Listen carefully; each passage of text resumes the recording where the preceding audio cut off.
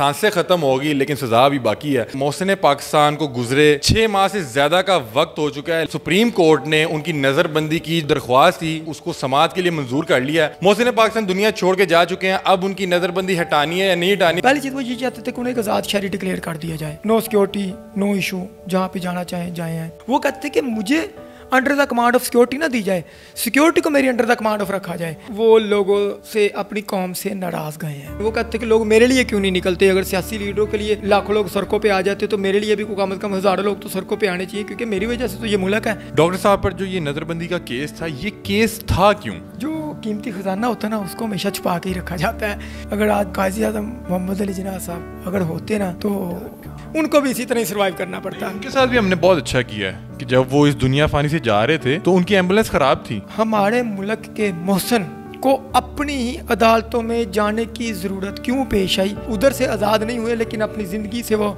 आज़ाद हो गए हैं। कोई भी शख्स पाकिस्तान का भला करने से पहले 100 बार सोचेगा कि यार अगर मैं इनका कोई काम आ गया तो ये उनके साथ वही हाल करेंगे जो इन्होंने कायदे आज़म के साथ किया था और जो डॉक्टर अब्दुल कदीर खान साहब के साथ किया था।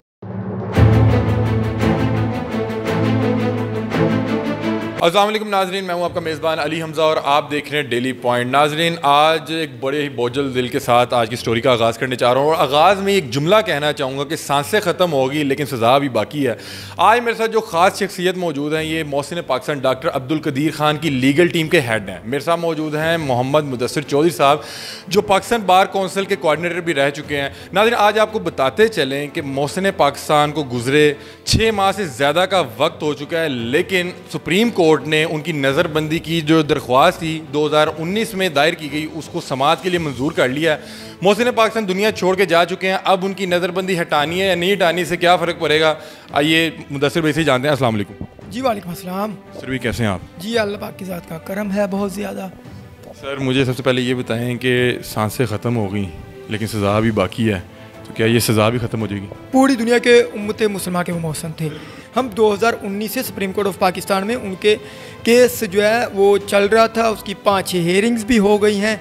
लेकिन अब जो चीज़ है, जो जिस चीज़ का दुख होता है वो ये है कि हमारी रिट उस वक्त मंजूर ना हो सके, या ये आप कह सकते हैं कि उनकी जो नज़रबंदी थी, उनके 5 पीरियड्स थी, हमने जो 5 पीरियड्स थी जो हमारी इस्तदा थी जो डॉक्टर साहब चाहते थे वो मंजूर ना हो सकी।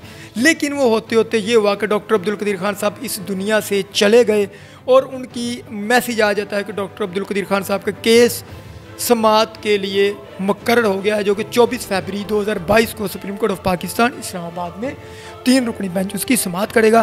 डॉक्टर साहब तो अब दुनिया से ही आज़ाद हो गए हैं। मैं मुदस्सिर भाई आपसे ये पूछना चाहूँगा कि नज़रबंदी का केस चल भी रहा था लेकिन अब उसका क्या फ़ायदा? आप नज़रबंदी हटा भी देंगे, अब तो उन्होंने पर्दा कर लिया दुनिया से।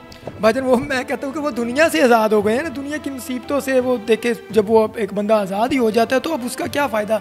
यानी कि कोई ये होता है कि इंसाफ जो है ना वो मिलना तो चाहिए, उस वक्त ही फौरी इंसाफ होना चाहिए और नज़र भी इंसाफ होता है, नज़र भी आना चाहिए। लेकिन खैर ऐसा तो मामला नहीं है। उनकी तो नज़रबंदी जो हमने केस स्टार्ट किया था उन्होंने लाहौर हाई कोर्ट से किया था, 2019 में किया था, ठीक है। लेकिन हम फाइट करते करते अल्हम्दुलिल्लाह जो अल्लाह ताला की ज़ात ने ये शरफ़ मुझे बख्शा कि डॉक्टर साहब ने मेरे ऊपर इत्मीनाद किया और 2019 से लेकर और भी मेरे साथ वकला थे, सीनियर वकला भी थे, लेकिन उन्होंने टीम का हेड जो मुझे बनाया हुआ था। तो हम लाहौर हाई कोर्ट से उनका केस लड़ते लड़ते सुप्रीम कोर्ट ऑफ पाकिस्तान पहुँचे थे और वहाँ पर उनका केस जो है ना वो खैर वो उधर से आज़ाद नहीं हुए लेकिन अपनी ज़िंदगी से वो आज़ाद हो गए हैं, दुनिया से वो आज़ाद हो गए हैं, वो बिल्कुल आज़ाद शहरी हो गए हैं। मुदस्सिर भाई मुझे बताएं कि आपका बहुत ज़्यादा टाइम जो है अब्दुल कदीर खान साहब के साथ गुजरता था, तो क्या ख्वाहिशात थी आखिरी वक्त तक? मैंने सुना है कि वो चाहते थे कि मैं अपने लोगों से जाके मिल सकूं, अपने हाल बयान कर सकूं, अपनी दिल की बात कर सकूं, लेकिन अलाउ नहीं था, नज़रबंद थे। वजन ये था कि मेरी उनके साथ मुलाकातें जब होती थी तो पूरा पूरा दिन उनके साथ गुजर जाता था, नहीं होती थी 8-2 वो मोबाइल के ऊपर हर वक्त मेरे साथ कॉन्टैक्ट में होते थे। जो बात आप करते हैं वो चाहते क्या थे, ये अहम बात है आपकी। वो भजन 5 चीज़ें चाहते थे, ये मैं अभी आपको दिखा भी देते हैं आप स्क्रीन के अंदर। पहली चीज़ वो ये चाहते थे कि उन्हें एक आज़ाद शहरी डिक्लेयर कर दिया जाए, नो सिक्योरिटी नो इशू, जहाँ पे जाना चाहें जाए हैं। दूसरे नंबर पर यह था कि यूनिवर्सिटीज़ में कॉलेजेस में जाके लेक्चर देना चाहते थे, स्टूडेंट्स से मिलना चाहते थे। उनकी विश थी, अगर लोगों की विश थी को डॉक्टर को मिले तो डॉक्टर साहब की भी विश थी कि वो लोगों को जाके मिले, उनके साथ लोग सेल्फी में उनके साथ एक्सपीरियंस शेयर करें, इस कौम का जहाँ तक हो उसके वो खिदमत कर सकें। नंबर 3 जो है, तीसरे नंबर पर वो ये चाहते थे कि जो हमारा जो उनके घर के बाहर सिक्योरिटी और बैरियर्स वगैरह थे वो चाहते थे वो ख़त्म हो जाए, ठीक है। कैद थी ना वो बस आप इसको जिस मर्जी एंगल से देख लें। उसके बाद वो चाहते थे कि मीडिया से बात करना चाहते थे कि वो चैनल्स के सामने आए, बात करें, सारा मामला वो अपना क्लियर करें, वो भी वो चाहते थे। इसके बाद वो चाहते थे कि जो लोग उनसे मिलना चाहते हैं ना वो उनसे मिले आके, कोई उनके ऊपर रिस्ट्रिक्शन ना हो, उसके मामले में भी बड़ी हर्डल्स क्रिएट होती थी, वो ये भी चाहते थे। ये 5 चीज़ें वो चाहते थे बस। आप तो माशाल्लाह वकील हैं, तो आप बेहतर जानते हैं। आप हमारी ऑडियंस को ये बताएं कि डॉक्टर साहब पर जो ये नज़रबंदी का केस था, ये केस था क्यों, इसकी वजह क्या थी? देखिए, जो गवर्नमेंट की तरफ से उनके इंस्टांस आते थे वो ये कहते थे कि इंतहाई सेंसिटिव इशू है, चूँकि बहुत ज़्यादा हाई प्रोफाइल पर्सनालिटीज़ हैं, इनको हम किसी भी सूरत में जो है ना इनको हम इस तरह आज़ादाना इनको मूवमेंट करने की परमिशन नहीं दी जा सकती। लेकिन इन द अदर साइड पे डॉक्टर साहब को सुना जाता था, वो कहते थे कि देखिए जो बाकी लोग हैं वो भी तो, जो मेरे साथ बाकी मेरी टीम के लोग थे वो भी तो सारे आज़ादाना मूवमेंट कर रहे हैं।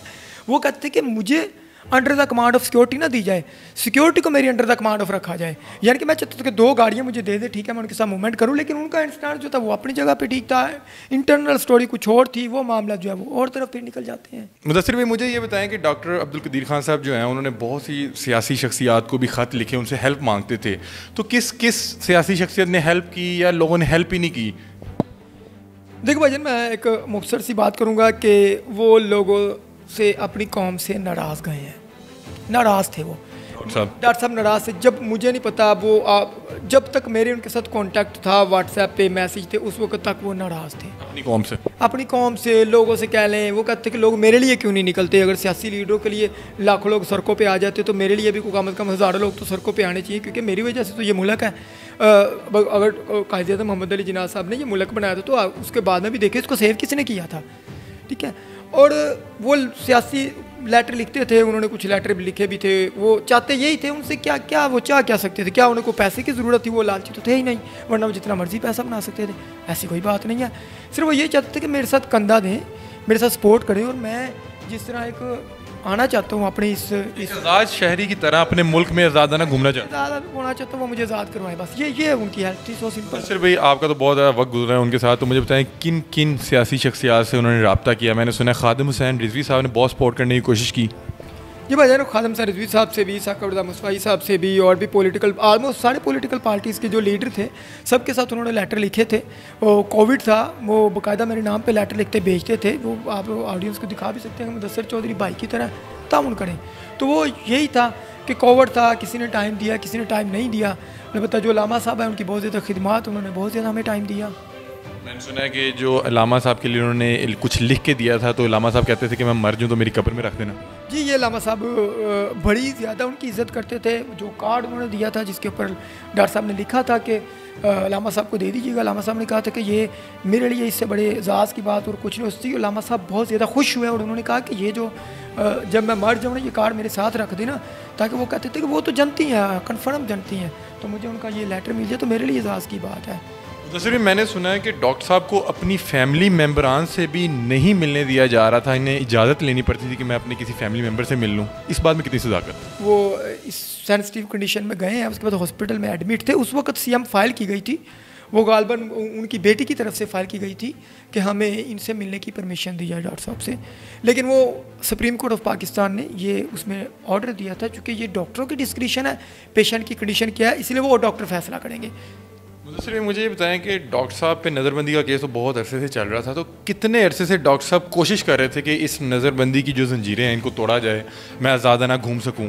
कितने अरसा ये जद्दोजहद चलती रही? देखिए भाईजान, मेरा तो उनके साथ ट्रैक्शन जो है 2019 से होता है, तब से हम फाइट कर रहे थे।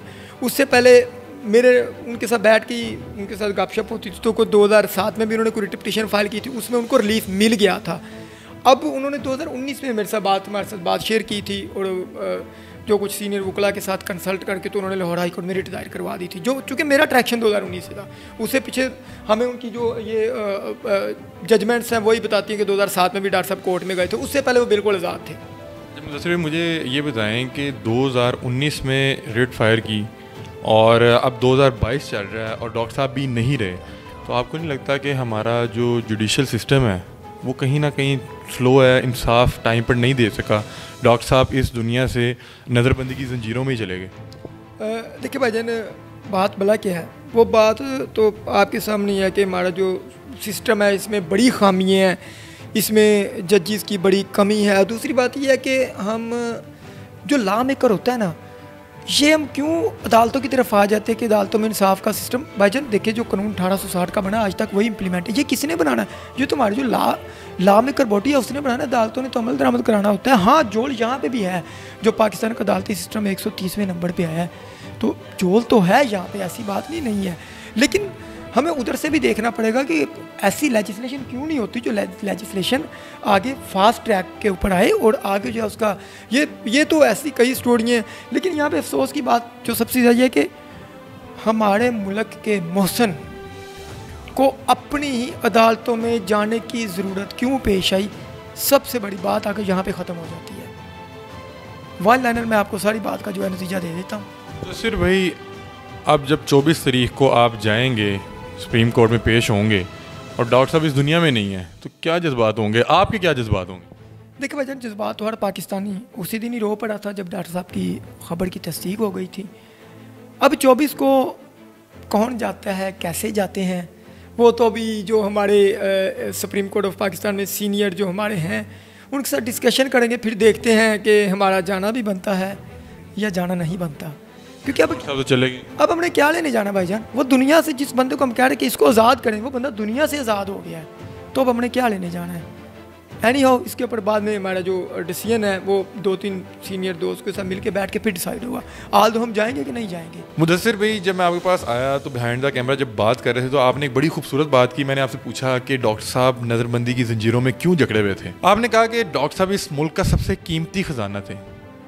तो मैं उस टाइम से ये सोच रहा हूँ कि हमने अपने मुल्क के सबसे कीमती ख़जाने के साथ ये किया कि वो अपनी ज़िंदगी से परेशान हो गया। तो आपको नहीं लगता कि डॉक्टर साहब के साथ बहुत बड़ी ज़्यादती थी? भाईजान देखें, जो कीमती ख़जाना होता है ना उसको हमेशा छुपा के ही रखा जाता है। तो वो है ना कि ये चाँद यहाँ ना निकला कर, ये देश है अंधे लोगों का। भाईजान, अगर आज काजी आज़म मोहम्मद अली जिन्ना साहब अगर होते ना, तो जो इधर हुआ शायद उनके साथ भी इस तरह कोई उनको भी इसी तरह ही सर्वाइव करना पड़ता। उनके साथ भी हमने बहुत अच्छा किया है कि जब वो इस दुनिया फ़ानी से जा रहे थे तो उनकी एम्बुलेंस ख़राब थी, आप बेफिक्र हैं, हमने उनके साथ भी बहुत अच्छा किया, हमने उनके साथ कम नहीं की भी। भाईजान, मौसमों के साथ ऐसे ही होता है, फिर वो तो जनती होते हैं ना, तो फिर अल्लाह ताला की ज़ात मेहरबानी करने वाली होती है। ख़जाना था हमने, वो आप कहते हैं पाकिस्तान का ख़जाना थे, नहीं, पूरी दुनिया के उम्मत मुसलमान का वो ख़जाना थे। मुदस्सिर भाई, आप तो उनके साथ बहुत टाइम गुजारते थे और मैंने सुना है कि वो जो भी ख़त व खतूत लिखते थे बड़ी बड़ी शख्सियात को, वो आपके थ्रू ही लिखवाते थे। तो सर, आपके पास इस टाइम क्या क्या मौजूद है जो डॉक्टर साहब के हाथ से लिखा हुआ है या डॉक्टर साहब के कहने पे आपने लिखा हुआ है? अभी ये मेरे पास उनके कुछ लेटर मौजूद हैं। अभी ये देखें, वो उन्होंने अल्लामा खादम रिजवी साहब, साकबरदा मुस्तफ़ाई साहब और साथ में जिक्र किया मुदस्सिर चौधरी मेरे बहुत अच्छे भाइयों की तरह, इनके साथ जो है वो उसके अलावा पॉलिटिकल पार्टीज़ थी, कोई पीपल पार्टी को, पॉलिटिकल पार्टी के हेड को लिखा था, उसके अलावा मुस्लिम लीग क्यू को लिखा था। कि पीपल पार्टी के जो हेड है उन्होंने मिलने से इनकार कर दिया था। कोविड था, उन्होंने कहा था जैसे ही कोविड ख़त्म होता तो उसके बाद आपके साथ मुलाकात होगी। कोविड तो ख़त्म नहीं हुआ, डॉक्टर अब्दुल कदीर खान साहब की सांसें ख़त्म हो गई जी। तो नाज़रीन, ये थे मोहम्मद मुदस्सिर चौधरी साहब, जो कि डॉक्टर अब्दुल कदीर खान साहब की लीगल टीम को हेड कर रहे थे। बता ये रहे थे कि जो उनकी नज़रबंदी की जंजीरें थी वो इस वजह से थी कि वो कीमती बहुत थे, और हम लोग अपने कीमती एहसासों के साथ क्या करते हैं, मुझे डर लगता है कि एक वक्त आएगा कि कोई भी शख्स पाकिस्तान का भला करने से पहले 100 बार सोचेगा कि यार अगर मैं इनका कोई काम कर गया या इनके कोई काम आ गया तो ये उनके साथ वही हाल करेंगे जो इन्होंने कायदे आज़म के साथ किया था और जो डॉक्टर अब्दुल कदीर खान साहब के साथ किया था। वीडियो के मुतालिक अपनी राय कमेंट सेक्शन में ज़रूर आगाह कीजिएगा। इसी के साथ अपने मेज़बान अली हमज़ा को दीजिए इजाज़त। अल्लाह हाफ़िज़।